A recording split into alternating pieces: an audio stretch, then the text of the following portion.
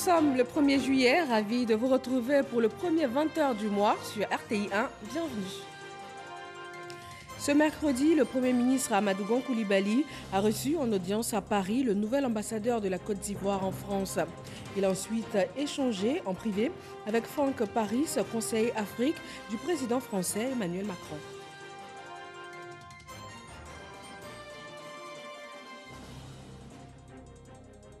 Le ministre Ahmed Bakayoko a reçu en fin d'après-midi les parents des militaires tombés à Kafolo pour leur exprimer la solidarité et le soutien du président de la République et de toute la nation.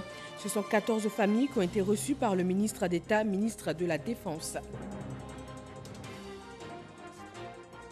Du fait des inondations à répétition dues à la pluie, la Riviera Alabra dans la commune de Cocody est sous les eaux pratiquement à chaque saison pluvieuse. Les habitants sont à bout et appellent les autorités à agir pour une solution définitive.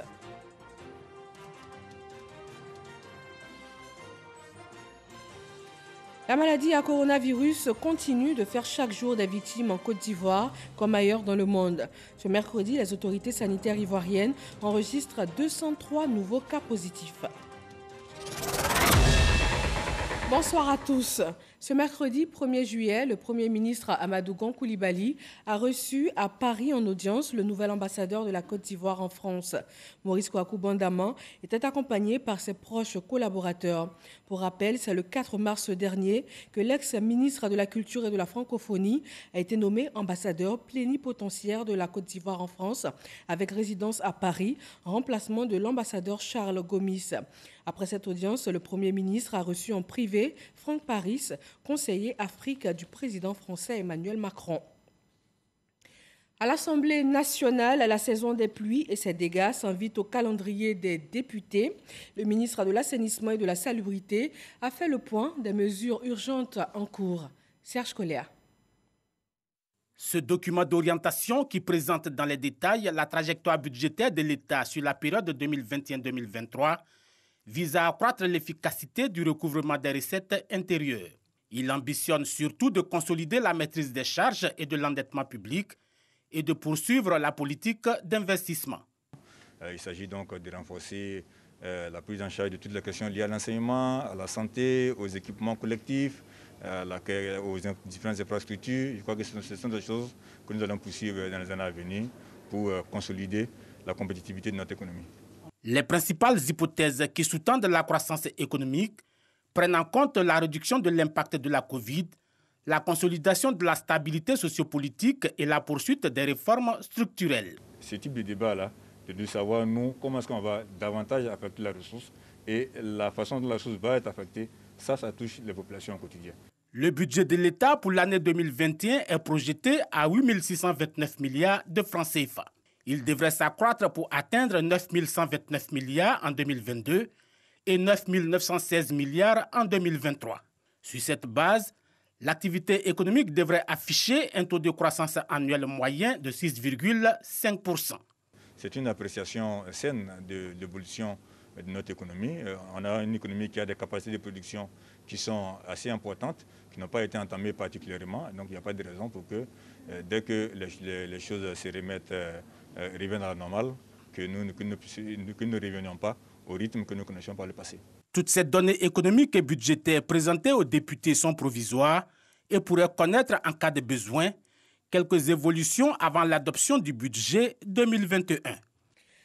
Voilà un reportage de Lancine Bakayoko sur le budget 2021, projeté à 8 629 milliards de francs CFA. On s'intéresse à la saison des pluies et s'il y a une zone qui paye un lourd tribut à chaque saison, c'est bien la Riviera Alabra dans la commune de Cocody.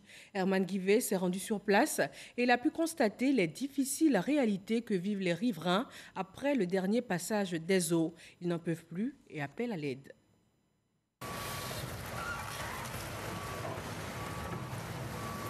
On a tout perdu, on a besoin d'aide. On a tout perdu, on a besoin d'aide. Tout le temps nous regarde. On a besoin d'aide. Voici tout ce qui reste du mobilier et autres affaires d'une famille après les fortes pluies précédentes. Ici, c'est la Riviera Alabra, quartier résidentiel. Et chaque année, à la même période, le cauchemar des riverains. reste le même. Avec les mêmes causes, les mêmes effets et surtout les mêmes acteurs. L'on tente de récupérer ce qui peut être encore utilisé. C'est l'heure du grand nettoyage. L'Agence nationale de gestion des déchets, ANAGED, structure sous la coupole du ministère de l'Insalubrité et de l'Assainissement, est à la tâche. Suite aux dégâts causés par les pluies diluviennes, l'État nous a appelé rapidement de venir intervenir, enlever les objets encombrants, les ordures, les objets de famille et autres. Tout, nous sommes venus enlever tout pour aider les riverains. Les familles sont très contentes. Elles sont contentes, elles apprécient et la qualité de notre prestation. L'on note également la présence de petites mains, de jeunes volontaires venus aider les familles sinistrées. Ils étaient d'abord méfiants, mais ensuite, quand ils ont vu que nous sommes vraiment motivés et que nous voulons prendre action au sein de notre communauté, ils ont accepté notre aide. Donc, on les aide comme on peut, en nettoyant, en prenant action avec eux. Voilà. Les victimes, elles, semblent tout simplement dépassées par les événements. Vraiment, la situation, elle est pénible, difficile. On a tout perdu, tout, encore une fois. Depuis ce matin, les jeunes qui sont venus volontairement pour venir nous aider, faire des travaux, laver la maison et puis sont en train de nettoyer le gazon, et nous aider beaucoup. C'est que nous, on n'a pas fait jusqu'à aujourd'hui. Eux-mêmes sont venus nous aider pour faire. Vraiment, on est très contents de ce qu'ils ont fait. Aïda Koné, maîtresse des lieux, tient à nous montrer l'ampleur des dégâts causés par les eaux dans sa maison. Un bébé qui était de cette chambre-là, c'est celui. L'eau montait. Dès que j'ai soulevé l'eau a monté. Un bébé sorti in extremis des eaux, un peu comme l'histoire de Moïse, contée dans les Saintes Écritures. Comme ce bébé, une photo de mariage sauvée également des eaux. Bref, ici, nous sommes à la Riviera à Labra, quartier résidentiel. On a fait sortir notre mère par la fenêtre.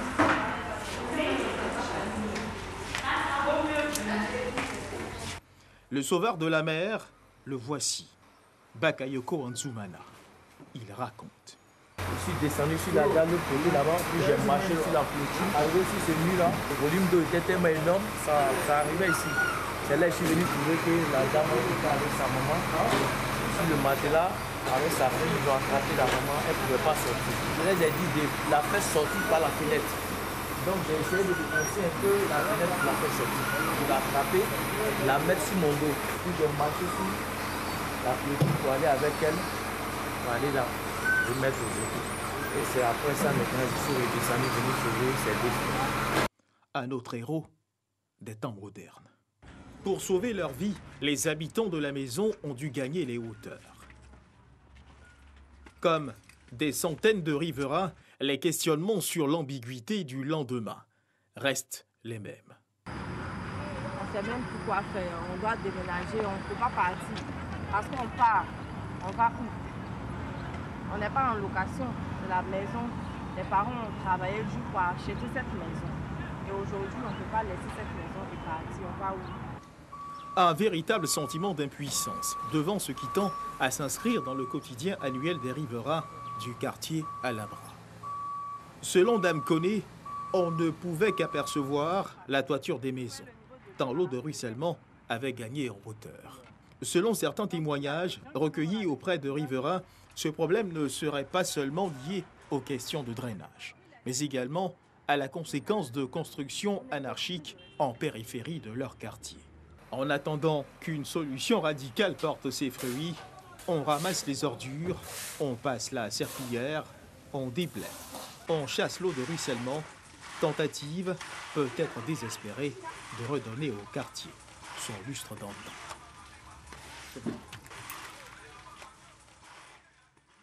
Face à ces énormes dégâts et même les morts occasionnés par la montée des eaux, la ministre de l'Assainissement et de la Salubrité a fait le point des mesures urgentes en cours à l'Assemblée nationale.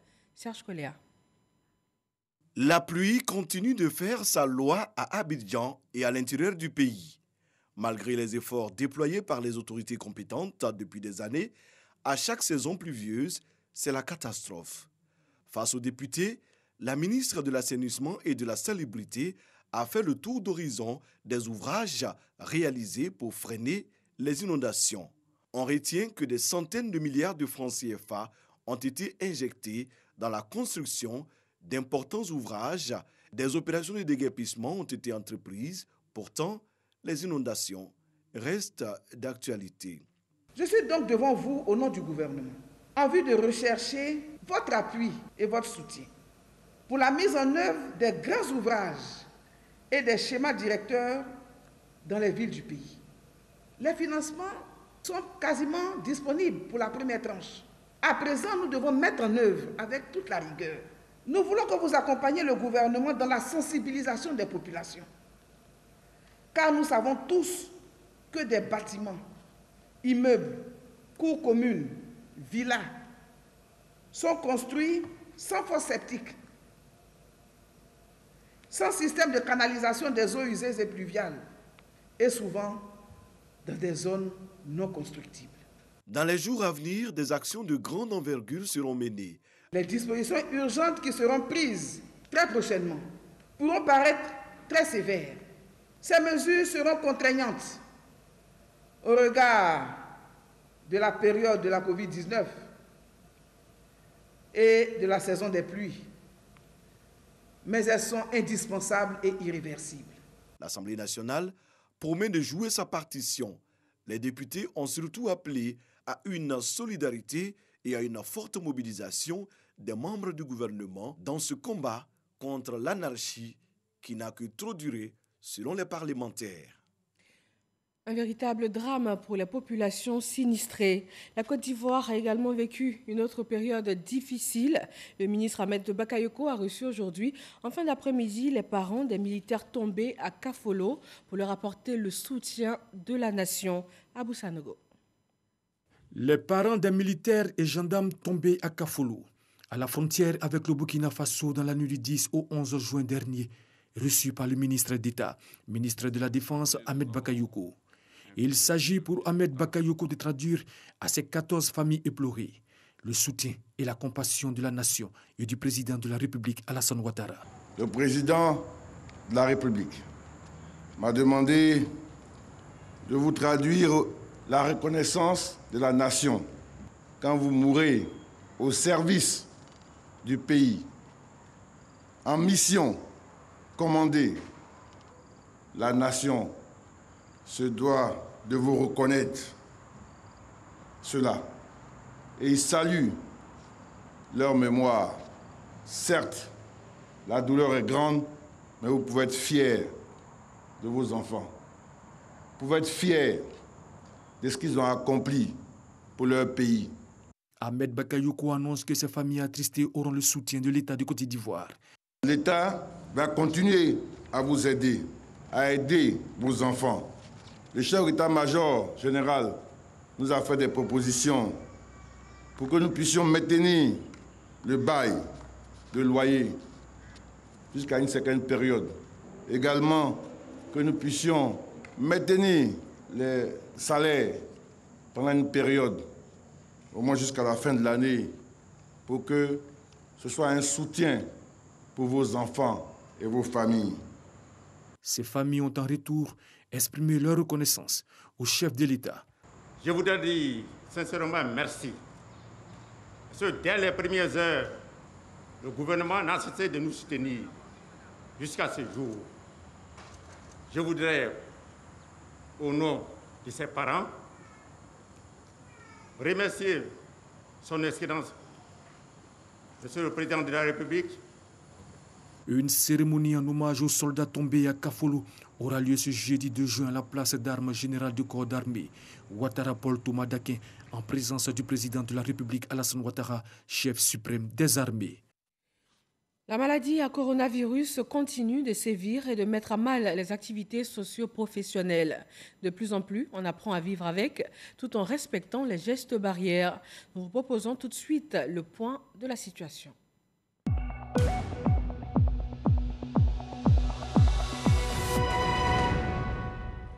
En cette période particulière, la mobilisation de tous les moyens disponibles reste importante pour booster la lutte contre la maladie.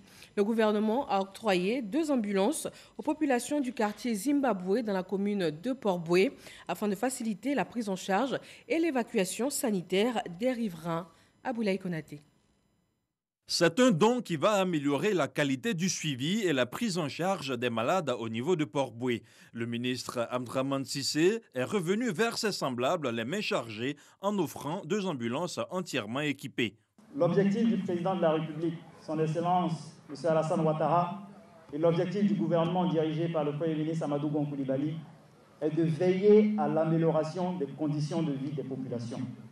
Qui dit amélioration des conditions de vie des populations dit bien entendu amélioration de la santé. Parce que sans santé, vous n'avez rien. Et c'est fort de cela que j'ai le plaisir aujourd'hui de remettre au nom du Premier ministre Amadou Gon Coulibaly les 2 ambulances que vous voyez ici. Une pour l'hôpital général de Port-Boué et une autre pour le centre de santé de Vindi, Zimbabwe.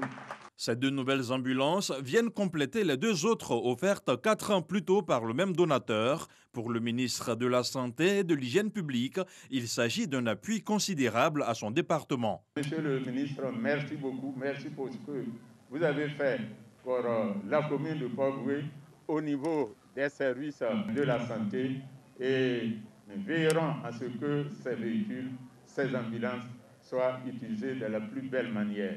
Dans ce domaine d'ambulance, le gouvernement fait de gros efforts. En moins d'1 mois et demi, c'est plus de 52 ambulances que le gouvernement nous a fait distribuer, nous a fait mettre à la disposition des établissements sanitaires et cela va continuer. Conformément au programme du gouvernement, l'hôpital général de Port-Boué sera entièrement réhabilité à partir de l'année prochaine. Mais d'ici là, des travaux d'urgence seront faits dans les plus brefs délais afin de soulager les populations.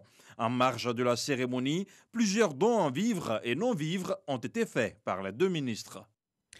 La Côte d'Ivoire enregistre ce 1er juillet 203 nouveaux cas de maladie à coronavirus. Les autorités sanitaires continuent d'appeler à la vigilance et au respect des mesures de sécurité. Pour l'instant, seul moyen d'échapper à la maladie. Le ministère de la Santé et de l'Hygiène publique a enregistré ce jour, mercredi 1er juillet 2020, 203 nouveaux cas de Covid-19 sur 1824 échantillons prélevés, soit 11,1% des cas positifs. 108 guéris et 0 décès. À la date du 1er juillet 2020, la Côte d'Ivoire compte donc 9 702 cas confirmés, dont 4 381 personnes guéries, 68 décès et 5 253 cas actifs.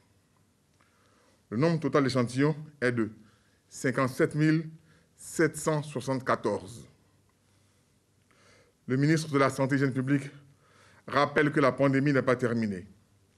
Il exhorte les populations au strict respect des mesures barrières, notamment le lavage des mains à l'eau et au savon, la distanciation physique et le port de masque lorsque nous sommes dans les lieux publics afin de nous protéger et de protéger les autres.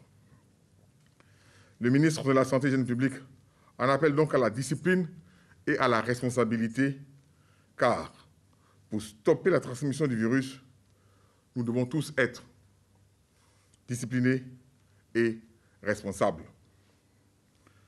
Demeurons prudents et vigilants, car nous pouvons tous être contaminés. Si vous toussez, avez de la fièvre, des difficultés respiratoires et une perte de goût de l'odorat, n'hésitez pas à vous rendre dans un des centres d'accueil de dépistage Covid-19 ou appeler les numéros gratuits suivants, le 101, le 119, le 125 et le 143. La Côte d'Ivoire compte donc à ce jour 9 702 cas confirmés, 68 décès.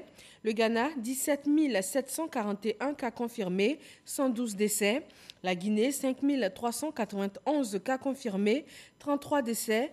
Le Nigeria, 25 694 cas confirmés, 590 décès. L'Afrique du Sud, 151 209 cas confirmés, Et l'Égypte, 68 111 cas confirmés avec 2 953 décès.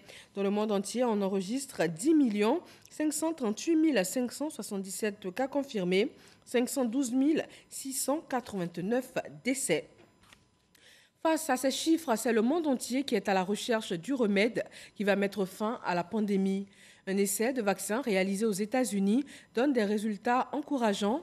La société allemande BioNTech et le laboratoire pharmaceutique américain Pfizer ont annoncé ce mercredi des résultats préliminaires positifs pour leur projet commun de vaccin contre le nouveau coronavirus sur 45 participants, des sujets de 18 à 55 ans qui ont reçu 2 doses à 21 jours d'intervalle, soit du vaccin, soit d'un placebo. Où en est la lutte contre le virus dans les activités quotidiennes ici en Côte d'Ivoire? Franck Ouadio nous propose les points clés du point presse quotidien du gouvernement pour ce mercredi. Point sécuritaire et sanitaire sur la Covid-19. En point d'orgue, la reprise des vols internationaux à l'aéroport Félix Houphouët-Boigny, mais contexte sanitaire oblige. Toutes les précautions sont prises selon le directeur général de la SODEXAM, Société d'exploitation et de développement aéroportuaire, aéronautique et météorologique. Afin de garantir à nos passagers un parcours sain, les aéroports sont désormais dotés de dispositifs de lavage des mains, de dispositifs de distribution de gel hydroalcoolique, de façades en plexiglas. Nous relevons cependant que des inquiétudes demeurent au niveau de l'obtention des autorisations de sortie. C'est la raison pour laquelle le ministère des Transports, en étroite collaboration avec les ministères de l'Intérieur et de la Santé, a mis en ligne un formulaire de déclaration de déplacement. Pour les informations complémentaires, le site du ministère des Transports www.transport.gouv.ci est recommandé. Les précautions d'usage pour prévenir la pandémie. Il en a été aussi question avec le maire de Ouragayo, ville du centre-ouest dans la région du Go. Les mesures barrières arrêtées par l'État ont été rappelées à la population. Nous avons eu plusieurs réunions, à peu près 28 réunions, avec toutes les couches sociales. Des dispositions, mais aussi un impact notable des mesures sur les activités des populations. Anthony Garou sollicite l'aide des forces vives, surtout dans le sens de la sensibilisation. Funérailles et diverses célébrations populaires ont encore la peau dure. Il faut, selon le docteur Edith Clarisse Kwasi, intégrer durablement les mesures barrières dans cette cité et même dans toutes les autres régions. Des données à l'image des perspectives nationales, la taille de l'échantillonnage étant croissante. C'est la conséquence de la forte circulation du virus, surtout au niveau communautaire, mais aussi le renforcement des capacités de dépistage et de diagnostic en Côte d'Ivoire. Par ailleurs, le taux de positivité oscille ces dernières semaines entre 17 et 30% des cas en dents de scie, avec une tendance générale à la baisse, et une létalité stable, moins de 1%, malgré l'augmentation constatée de cas de décès depuis le début du mois de juin 2020. Les forces de sécurité font leur part concernant l'isolement du Grand Abidjan. Axe Dabo-Grand Laou, axe Dabo-Sikinsi, kilomètre 64 autoroute du Nord, Azaguié et Guichenguié. Nous enregistrons 13 véhicules refoulés et 209 personnes refoulées pour défaut d'autorisation et tentative de contournement des postes d'observation. Nous enregistrons également 37 motos refoulées au checkpoint de Guichenguié à Beauville et kilomètre 104. Les conducteurs des 10 engins sont tenus d'être seuls sur leur moto. Interdiction stricte leur est faite de prendre à l'arrière une seconde personne sous peine de sanction. Généralement, nous constatons que la seconde personne à l'arrière est tenue de s'agripper au premier, ce qui crée un contact. Mais il y a du positif. Les acteurs du transport ont été salués pour leurs efforts. Seulement 125 véhicules mis en fourrière et plus de 400 masques distribués. Par contre, les entreprises publiques et privées, les kiosques et les sites de jeux sont appelés à plus de vigilance. La première session ordinaire du Conseil national du dialogue social pour la mandature 2020-2023 s'est ouverte en début de semaine. La structure a pour mission de promouvoir le dialogue social en Côte d'Ivoire. Moussa Konaté. Première session du Conseil national du dialogue social pour la mandature 2020-2023. Les 54 conseillers, dont des nouvelles entrants, sont officiellement présentés. Bernard Ndoumi, président du CNDS de 2016 à 2019, est reconduit à la tête de la structure. Ce dialogue social, c'est nous qui l'alimentons.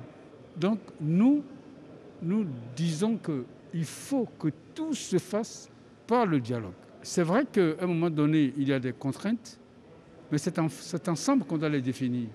Travailleurs, employeurs et gouvernement. C'est ensemble. Et justement, le creuset où tout ça se passe, c'est le CNDS. Créé en 2007, le Conseil national du dialogue social a pour mission de promouvoir le dialogue social en Côte d'Ivoire. Le ministre de l'Emploi et de la Protection sociale se réjouit de sa mise en place au regard des résultats déjà obtenus. J'ai pu noter la contribution combien de fois appréciable du Conseil dans le règlement de la crise de l'UGTCI, dans la gestion de la grève des fonctionnaires, dont l'issue heureuse a abouti à la signature de protocoles d'accord, l'un portant sur les revendications syndicales et l'autre relative à la trêve sociale. À cette première session, la crise du coronavirus est au cœur des travaux. Un webinaire sur le thème « L'impact de la pandémie de Covid-19 en milieu professionnel ». Et on se rend maintenant à Bouaké pour un focus sur l'École nationale des sous-officiers d'active. Sa mission, depuis 42 ans, est la même, former des soldats professionnels. Après toutes ces années, que devient ce centre de formation d'élite? Répond-il toujours aux objectifs fixés lors de sa création? On y va avec Kader Sogodogo.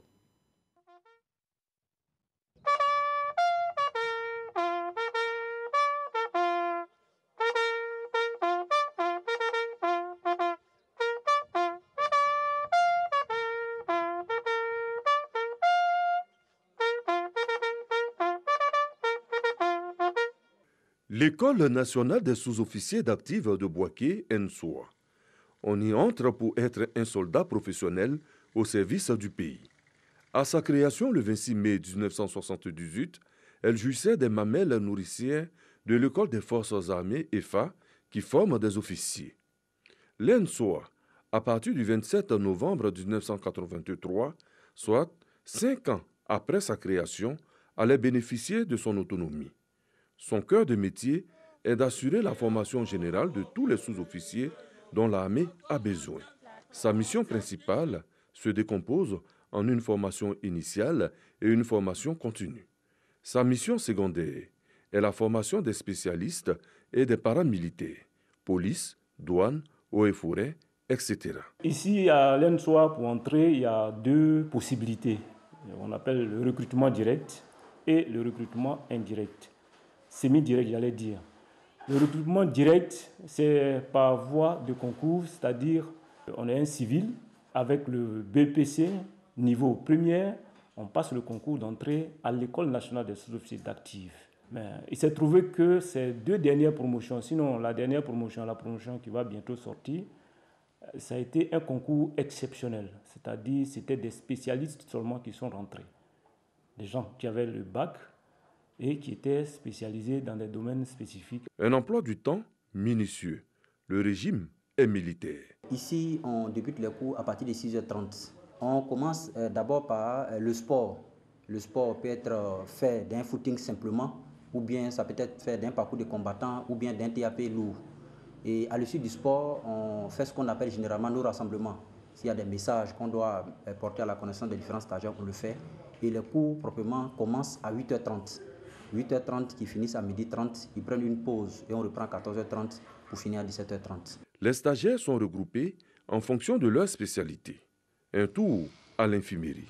Un encadrement de proximité est fait pour les futurs infirmiers de l'armée. Ils font d'abord la formation commune de base, formation militaire que tout le militaire doit faire.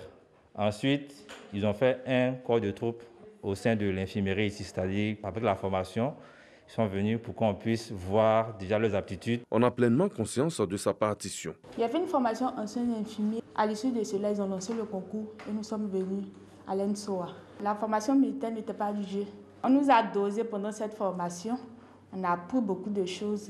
On a surmonté ce qu'on ne pouvait pas faire. Je suis un petit garçon aujourd'hui. Au parc auto, la mécanique est un domaine bien présent dans l'armée. Des cours sont dispensés. En classe, le suivi est rigoureux. Nous sommes en train de dispenser un cours de tactique aux élèves. Le niveau il est très bon. Des stagiaires attentifs. Pendant le cours, ce que j'ai retenu, c'est les mesures à prendre pour pouvoir exécuter une bonne mission et aussi le matériel utilisé aussi lors de la mission. Un tour au stand de tir, écouter et verrouiller sa cible. Hommes et femmes ont le même régime. Il arrive même que la précision se conjugue au féminin. J'ai juste fait ce qu'on m'a recommandé pendant les cours et j'ai tiré. Mon objectif, c'est de ne jamais rater ma cible.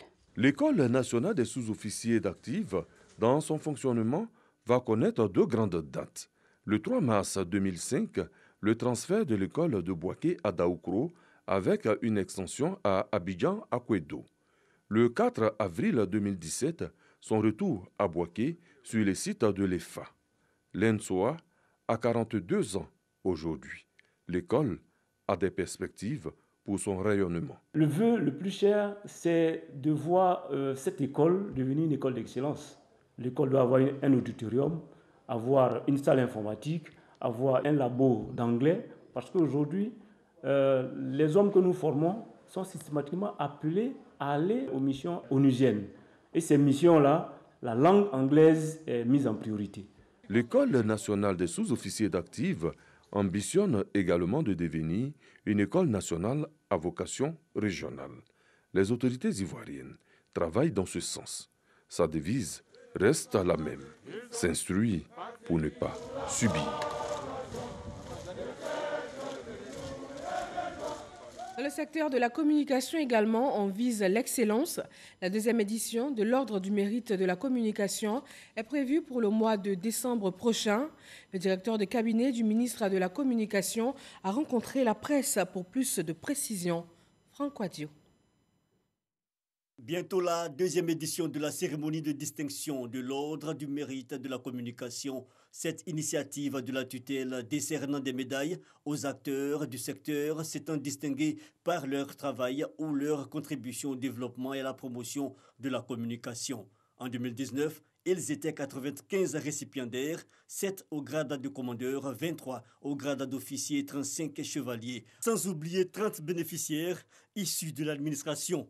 Pour cette édition, celle de 2020, 65 personnalités seront distinguées, dont 8 au grade de commandeur, 22 officiers et 35 chevaliers. Sont ciblés différents acteurs actuels ou passés, des journalistes et différents professionnels de la presse et de l'audiovisuel qui pourront faire acte de candidature, comme l'a annoncé face à la presse le directeur de cabinet du ministre de la Communication, Sidi Temoko Touré. Tout candidat au grade de chevalier doit être âgé de 30 ans au moins et jouir de ses droits civiques. Nul ne peut être promu au grade d'officier ou de commandeur s'il ne justifie d'une ancienneté de 5 ans au moins dans le grade immédiatement inférieur. Ça veut dire que celui qui a été décoré cette année dans le grade de chevalier ne peut prétendre au grade d'officier que 5 années après.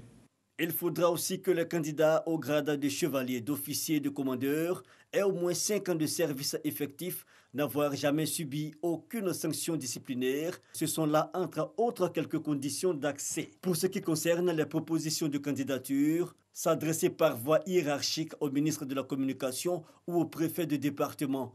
Et les dossiers doivent être disponibles au plus tard le 31 juillet 2020. Il est prévu la cérémonie de décoration au mois de décembre 2020. Pour toute information complémentaire, le site du ministère www.com.gouv.ci. Rappelons que le choix des dossiers des récipiendaires est la prérogative du Conseil de l'Ordre du mérite de la communication mis en place par décret depuis 2015 et qui est composé de 12 membres. Direction d'Imbokro avec le ministre de l'Économie et des Finances Adama Coulibaly qui a rencontré les communautés d'An et Oué de la région. Plusieurs sujets ont été évoqués. En première position, la participation à l'opération de révision de la liste électorale. Chaque connaît. Elles sont venues de toutes les contrées, mais pour des raisons de respect des mesures barrières, elles se sont faites représenter par leurs différents chefs et responsables. Elles, ce sont les communautés d'An et Oué, de la région d'Unzi. Elles ont voulu marquer leur engagement pour la victoire d'Amadou Gon Coulibaly, candidat du RHDP, à la prochaine élection présidentielle. Un engagement salué par le ministre de l'économie et des finances, Adama Coulibaly, par ailleurs coordonnateur régional du RHDP du NZI. Ce peuple est un peuple direct. Quand il choisit quelque chose, il y va. Moi, je crois que le soutien que nous avons reçu formellement de la part de ces communautés montre effectivement que cette communauté votera massivement pour notre candidat le mois venu. Pour le coordonnateur régional du RHDP, une victoire écrasante aux prochaines élections passe nécessairement par une participation massive des populations à l'opération de révision de la liste électorale. Il a par conséquent invité les deux communautés à en faire une priorité.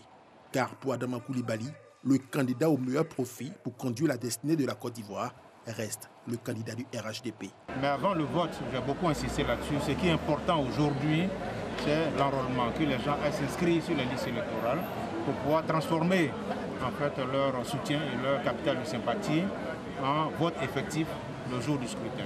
Pour la circonstance, Adama Coulibaly avait à ses côtés ses collègues coordonnateurs régionaux du NZI, à savoir la ministre de la Femme, de la Famille et de l'Enfant, Ramatali Bakayoko, et le secrétaire d'État, Kofi Lataï.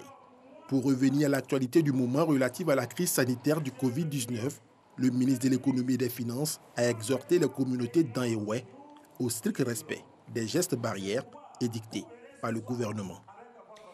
Se faire enrôler sur la liste électorale, avoir sa carte nationale d'identité, des sujets au cœur des échanges du coordonnateur général de la team AGC avec des associations de femmes de la région du Lodjibois résidant dans la commune de Koumassi, Amadou Ouattara. Le coordonnateur général de la team AGC, Souleymane Touré, à la rencontre des femmes de plusieurs associations. Celles-ci sont plus de 300 de la région du Gor qui viennent ainsi d'adhérer au RHDP, Rassemblement des oufouettistes pour la démocratie et la paix. Le coordonnateur général de la team AGC encourage donc ces femmes pour leur choix qu'il qualifie de judicieux. Souleymane Touré, par la suite, fait un tour d'horizon des chantiers en cours de réalisation par le président de la République et son gouvernement, dirigé par le Premier ministre Amadou Gon Coulibaly. En ce qui concerne la prochaine élection présidentielle, il demande aux femmes de Koumassi de se faire enrôler. Pour lui, c'est en s'inscrivant massivement sur la liste électorale que les partisans du RHDP pourront choisir Amadou Gon Coulibaly à la tête de la magistrature suprême au soir du 31 octobre 2020. La team AGC compte multiplier ses actions sur le terrain pour une sensibilisation afin d'amener la population, surtout les nouveaux majeurs, à s'inscrire sur la liste électorale. Les nouveaux majeurs du RHDP, à quelques jours de la date butoir du 5 juillet, ont reçu des timbres, 4500 en tout, qui vont leur permettre de se faire établir des certificats de nationalité et ainsi participer à l'opération d'enrôlement. Salima Toudia. 4500 timbres pour les nouveaux majeurs du RHDP. C'est un don du ministre Adama Diawara pour leur faciliter leur enrôlement sur la liste électorale. La cérémonie de cet après-midi consistait à leur fournir les timbres pour que tous ceux qui détiennent déjà un extrait d'acte de naissance et la photocopie de la pièce de l'un des parents puissent aller se faire enrôler et être effectivement sur la liste électorale et le 31 octobre 2020 pour qu'ils puissent aller voter pour notre candidat. Pour atteindre cet objectif, 20 coordinateurs ont été désignés pour assurer le suivi. Une chose est de dire nous nous battons pour conserver le pouvoir, une autre chose est de se donner les moyens de conquérir, enfin de conserver ce pouvoir. Et en l'occurrence, il s'agit de faire en sorte que tous nos militants, tous nos sympathisants et tous les indécis que nous pouvons attirer au RHDP puissent s'inscrire effectivement sur la liste électorale et aillent voter le jour de l'élection et voter bien. Les cadres du RHDP, notamment le directeur exécutif adjoint chargé de la jeunesse présent à cette cérémonie de remise symbolique, ont salué ce don du ministre Adama Diawara pour une victoire du candidat Amadou Gon Coulibaly à la présidentielle d'octobre 2020. À Sassandra, le ministre Philippe Légré opte pour la sensibilisation de proximité. Le coordonnateur régional du RHDP s'est rendu dans les gares et marchés de la ville où il a appelé les retardataires, surtout les nouveaux majeurs, à se faire enrôler sur la liste électorale. Sam Conan. La prorogation de l'opération de révision de la liste électorale par le gouvernement, une occasion pour le coordonnateur régional du RHDP du Boclé d'appeler les retardataires, surtout les nouveaux majeurs, à s'inscrire sur la liste électorale. Philippe Légré et son équipe optent alors pour une sensibilisation de proximité. Il parcourt les gares routières et les marchés des villes de Sassandra et de Fresco pour convaincre les retardataires. Le nouveau majeur, c'est celui qui peut aller voter. Si vous ne vous enrôlez pas, eh bien, en octobre, là, vous n'allez pas pouvoir voter le président. On fait ça jusqu'au dimanche. Dimanche, c'est fini. Donc maintenant, ceux qui n'ont pas fait le camp pour il fallait faire. On ne savait pas qu'on devait voter. Donc maintenant que nous avons appris les informations, nous les retardataires, ça va nous permettre de nous faire enrôler. Pour Philippe Légré, tout Ivoirien en âge de voter doit s'inscrire sur la liste électorale. Nous avons déjà atteint l'objectif. Nous sommes déjà à 6383 nouveaux majeurs inscrits. Donc nous sommes à 11%. Cependant, le fait d'avoir prorogé le délai nous arrête parce que ça nous permet de venir encore auprès de nos populations pour leur parler de l'importance de l'enrôlement en ce qui concerne les élections. Parce que notre objectif, c'est de faire en sorte qu'il y ait le maximum d'électeurs sur cette liste électorale pour voter notre candidat qui est le Premier ministre Amadou Gon Coulibaly, qui est le candidat du RHDP. Actualité oblige, le ministre Philippe Légré ne manque pas de rappeler les gestes barrières dans la lutte contre la Covid-19 aux populations, à qui il remet des cache-nez pour se protéger et protéger les autres. Même message et même objectif à Pricro, se faire enregistrer sur la liste électorale. La coordination régionale RHDP chargée de la jeunesse a investi le terrain. Abou Sanogo. Oukro, Ouélé, Mbayakro, Bonguera et Pricro sont les villes et localités visitées par le coordonnateur régional en charge de la jeunesse de l'IFU, Abdoul Awassa. Et il s'agit pour lui de mettre en ordre de bataille les bureaux départementaux de la région de l'IFU pour ratisser l'âge pour la victoire du candidat du RHDP Amadou Gon Coulibaly. À ces différentes étapes, il a invité les militants et surtout les nouveaux majeurs à se faire enrôler. Nous sommes reconnaissants de nos 3-4 km de bitume que nous avons reçus ici à Pricro. Pour cela, nous avons décidé de nous engager corps et âme pour la victoire du Premier ministre Amadou Gon Coulibaly, notre candidat. Cette tournée a été marquée par l'investiture des délégués départementaux et la remise de motos et de pagnes aux différents responsables des structures spécialisées. Des dons émanant du président de l'association des cadres du Centre pour le développement, le ministre Amédée Kouakou. Le coordonnateur régional de l'IFU, par ailleurs maire de la commune de Pricro, Ekra Kouakou Antoine, représentant le parrain de la cérémonie Jean-Claude Kouassi, directeur général de LBTP, a appelé la population à opter pour une politique de développement. Notre problème de société n'a rien d'autre que le développement, l'accompagnement, l'appui à nos parents. Le président Alassane Ouattara a trop travaillé. Il a trop travaillé. Et donc, nous nous engageons correctement pour Amadou Gon Coulibaly, qui a été choisi par le président Alassane Ouattara. Abdoul Awassa entend poursuivre cette tournée de mobilisation dans la région de l'IFU dans les semaines à venir pour sonner la mobilisation autour du candidat à la présidentielle du RHDP, Amadou Gon Coulibaly. L'actualité internationale nous conduit à plus de 3900 km de la Côte d'Ivoire. Au Soudan, un an après la chute de l'ex-président Omar el-Béchir, les Soudanais descendent de nouveau dans la rue. Leurs revendications portent sur des réformes dans le pays et la justice pour les victimes du soulèvement populaire de l'année dernière qui a coûté son poste à l'ancien président. Plus de 240 manifestants auraient été tués durant la répression de ce mouvement populaire à l'issue du changement de régime au Soudan. Et puis en Algérie, la justice a rendu son verdict.